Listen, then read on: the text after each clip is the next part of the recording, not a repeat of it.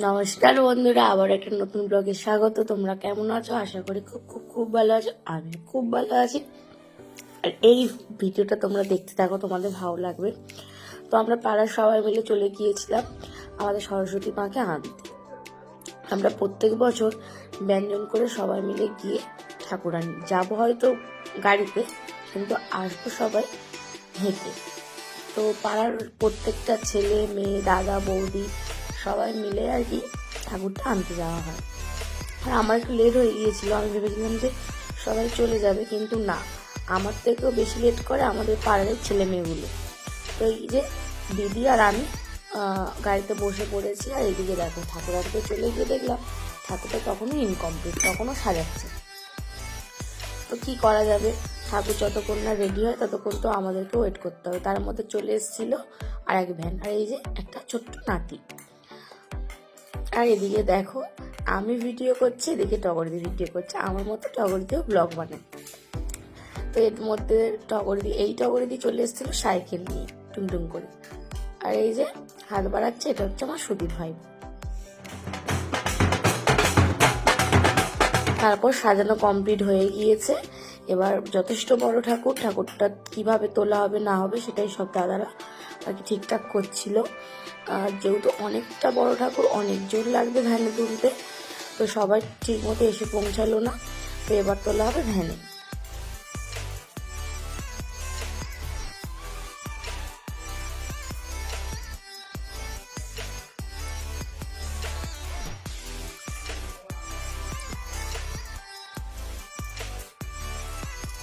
আর ঠাকুরটা ভ্যানে তোলার আগে এই যে দাদাটায় তিনি ঠাকুরটা বানিয়েছেন, তো মান্য দেওয়া হলো, মানে সম্মান দেওয়া হলো।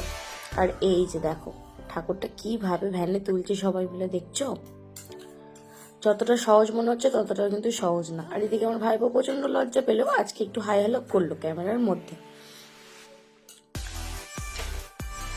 আবার দেখছো লুকিয়ে যাবে, আবার লুকিয়েও যাচ্ছে। প্রচন্ড লাজুক এই আমার ভাইপো, সারাক্ষণটা এই করে। তার মধ্যে দেখো পাশে ছিল সর্ষের ক্ষেত, সবাই ফটো তুলতে ব্যস্ত, কারণ হঠাৎ করে সর্ষের ক্ষেত দেখা যায় না আমাদের এখানে। আর এই যে দেখো ভ্যানে করে ঠাকুর যাচ্ছে, সবাই মিলে আর কি ঠাকুরের পিছনই যাচ্ছে। এটা হচ্ছে পাড়ার ভেতরের রাস্তা, তো মেন রাস্তা আমরা উঠবো। এই দেখো সবাই মিলে হাই হ্যালো করছে ক্যামেরাতে।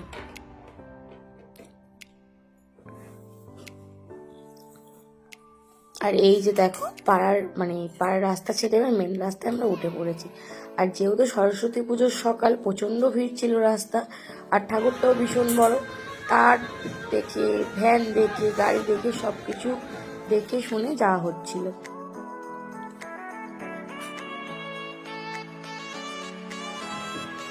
আর আমিও দেখো একটু নাচানাচি করছি। বাজনা বাজলে আমাকে ধরে রাখে, আমার তো নাচতে ইচ্ছা করে, তাই মতো একটু আমিও নেচে নিচ্ছিলাম সবার সঙ্গে। সবাই কম বেশি নিয়ে গেছে, সব ক্লিপটা আমি নিতে পারিনি, যেটুকু ক্লিপ নিতে পেরেছি তোমাদের সাথে শেয়ার করছি।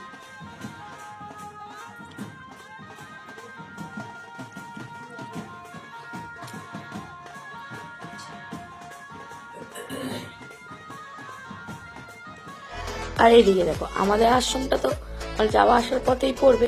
আমাদের নিমপির আশ্রমটা প্রচন্ড ভিড় ছিল, আর সবাই মিলে ঠাকুরটা দেখতে হয়েছে ঠাকুরটা।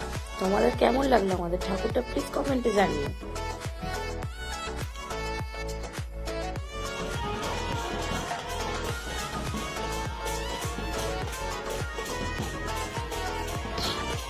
তার মধ্যে হয়েছিল আমাদের এখানে কৃষি মেলা, মানে নিমপিটের কৃষি মেলা। সেই ভিডিওটা তোমাদেরকে এখনো শেয়ার করা হয়নি, তোমাদের কাছে শেয়ার করব। তো সেখানে গিয়েছিল আটকে আমাদের ঠাকুরের ওই ব্যাকগ্রাউন্ডটা। আর তারপর সব বাধা বিপত্তি কাটিয়ে প্রায় পাড়ার কাছাকাছি চলে এসেছি। আর এই যে দেখো নাচানাচি শুরু করেছে আমাদের প্রীতি। আর তার মধ্যে সবাই দেখো মুখ ভরা আবির। তো কি মনে হলো, সবাই মিলে তো আবির মাখা হলো। আর এই যে দেখো আমাদের পাগল করার নাচ আবার শুরু করে দিয়েছি, পিসি, ভাইপো, ভাইজি সবাই মিলে একসাথে। আর এখন আনন্দ করবো না, কখন আনন্দ করবো বলো?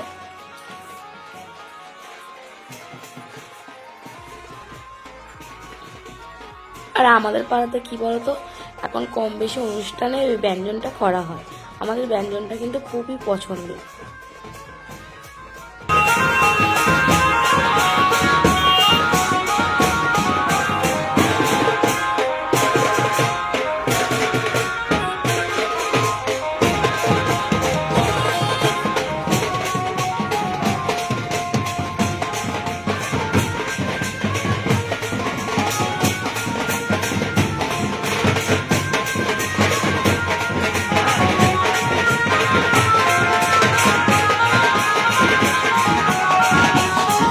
যে দেখো আমাদের পাড়ায় চলে এসছে ঠাকুর।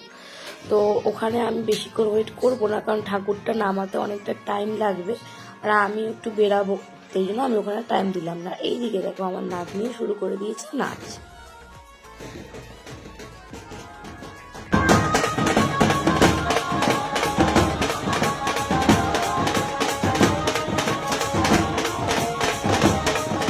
আমি রেডি হয়ে চলে এসেছি নিমপিটে।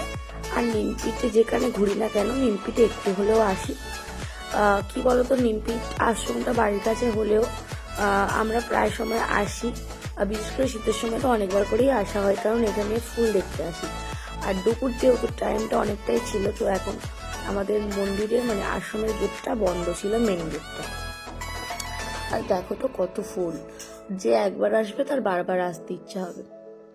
তো আমি এখানে মানে যেখানেই ঘুরতে যাই না কেন সরস্বতী পুজোর দিন, তো এখানে একবার আসবোই। কেন কি, সত্যি বলতে কি, এখানে প্রচণ্ড ভিড় হয়। অতটা ভিড়টা হয়তো মানে অনেক দূর থেকে লোক আসে এই ফুল দেখার জন্যই। সত্যি কথা বলতে কি, ফুল যে একবার ফুল দেখতে আসবে সে বারবার আসবে, এই ফুলের টানে ঠিক সে আসবে। আর এই দেখো চারিপাশটা কত ভিড়। আমাদের কিন্তু স্থানীয় ভিড়টা এখানে কম হয়, সব দূর দূর থেকে আসে। তারপর দেখো আমরা বেরিয়ে পড়েছি কোথায় জানো, কৈখালী আশ্রম, ওখানটার উদ্দেশ্যে। আর এই যে চলে এসেছি আশ্রমে, বেশ ভালো ভিড় ছিল, মানে কৈখালী আশ্রমে। তো আমরা এসেছিলাম একটু বিকালটাই, ভিড়টা একটু কম লাগছে, কিন্তু এখানেও প্রচুর ভিড় হয়। আর এই যে সবাই গাড়ি পার্কিং করে এই যে আশ্রমের মধ্যে চলে এসেছি। আমাদের নিমপির আশ্রম হওয়ার আগে এই আশ্রমটাই প্রথম হয়েছিল, এটাই সবচেয়ে পুরনো আশ্রম। আর এই যে ইনি হচ্ছে আমাদের বড় মহারাজ।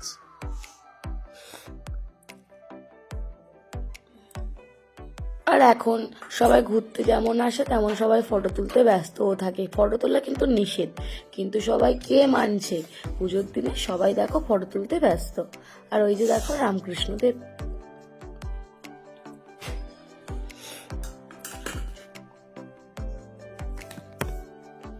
নিমপিটে যেমন ফুল আছে এখানেও ফুল আছে, কিন্তু নিমপিটে অনেক জায়গা জুড়ে অনেকটা ফুল, এখানে অতটা লোক আসে না, মেনটেনেন্স করার লোক খুব কম, সেই জন্য এখানে অতটাও ফুল না থাকলে ফুল কিন্তু আশ্রম মানে ফুল, আর ফুল তো থাকতেই হবে বলো।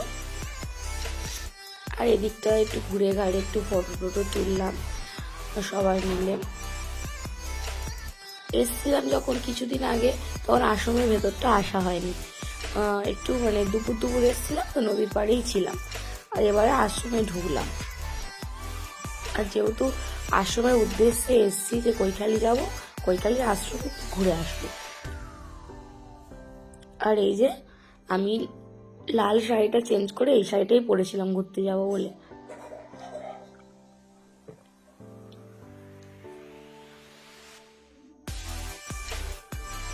আর এই দেখো এটা হচ্ছে নদীর পাড়, আশ্রমের পাশেই নদী, এই নদীর পাড়ে একটু যাবো না, এটা হতেই পারে না। তারপর যেন নদীর পাড়ে গিয়ে দেখলাম ওখানে কাজ হচ্ছে, কারণ ওই সাইডটাই আমরা এলে বসে থাকি, কারণ ওখানটা বেশ সুন্দর বসার জায়গা আছে। তো কি আর করা যাবে, সুন্দর করার জন্য কাজ হচ্ছে, আরো সুন্দর করবে নদীর পাড়টা, তো সেই জন্যই আর কি কাজ হচ্ছে। আর তার মধ্যে পেয়ে গিয়েছিল খিদে, কারণ সকাল থেকে আমি কিচ্ছু খাইনি, নিয়ে নিয়েছিলাম মশলা মুড়ি, তো ওইটুকুই খাওয়ার ছিল ওখানে, আর কিছু সেইভাবে খাওয়ার ছিল না। আর এইদিকে দেখো কয়েদ বেল মাখা যতবার আসে ততবার খাই, এবারে বিকাল হয়ে গিয়েছিল তাই আর কয়েদ বেল মাখা খেলাম না। আর যখন গিয়েছিলাম তখন ছিল ভাটা, তাই দেখো নৌকাগুলো এইভাবে বাঁধা রয়েছে। এই যে দেখছো এটা হচ্ছে ঘাট, এখান দিয়ে লোক পারাপার করে। খুব ইচ্ছা আছে একবার এই মানে নৌকা করে একটু যাব নদীর মাঝখানে একটু যাওয়া যায়, কোনোদিন যাইনি কিন্তু যাওয়ার ইচ্ছা আছে। তারপর ওখান থেকে ঘোরাঘুরি কমপ্লিট করে বেরিয়ে পড়েছি বাড়ি আসবো বলে। আরে দেখো এই যে লাইটগুলো দিয়েছে না, কি ভালো দেখতে লাগছে। আর যখন ভিডিও করছিলাম দাদাগুলো বলছিল আমাকেও একটু ভিডিওতে নাও, তাই ওদের ভিডিও একটু নিলাম।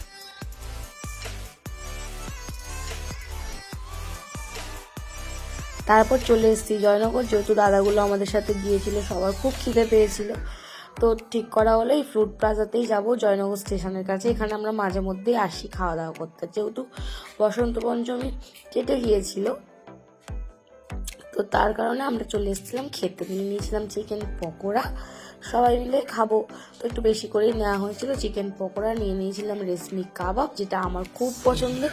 আর ফাইনালি দিয়ে দিয়েছিল আমাদের সামনে স্পেশাল বিরিয়ানি। খাওয়া দাওয়া করে ওরা ওদের মতো চলে গেল, আমি চলে এলাম আমার পাড়াতে। এই দেখো পাড়ার পুজো টুজো সব কিছু কমপ্লিট হয়ে গেছে। তার মধ্যে বাইরে থেকে নিয়ে এসেছিলাম আর বাবি সোনার, কারণ পুজো হলে ওকে বাইরে আমি বার করি, খুব একটা ওকে বাইরে বার না করলেও পাড়াতে অনুষ্ঠান হলে ওকে ঘুরতে নিয়ে আসি, ওকে বাইরে বার করি, ও খুব খুশি হয়। কয়েকটা ফটোও তুলেছিলাম ওর সাথে, কারণ এগুলো স্মৃতি।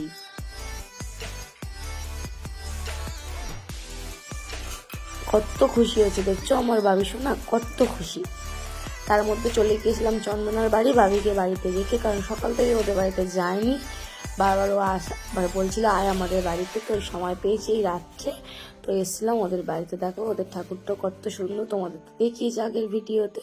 তো ভিডিওটা কেমন লাগলো প্লিজ কমেন্টে জানিও, ভালো লাগে লাইক কমেন্ট শেয়ার। আজকের মতো টাটা, দেখা হবে অন্য কোনো ভিডিওতে।